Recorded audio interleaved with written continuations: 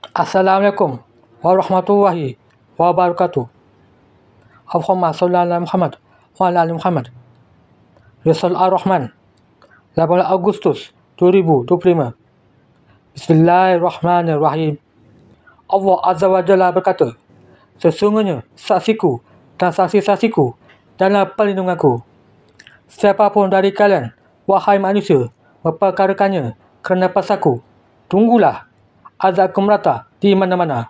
Atau kalianlah kera-kera yang melakukan kerosakan di muka bumi ini, dan aku musnahkan kalian dalam azab yang pedih kelak.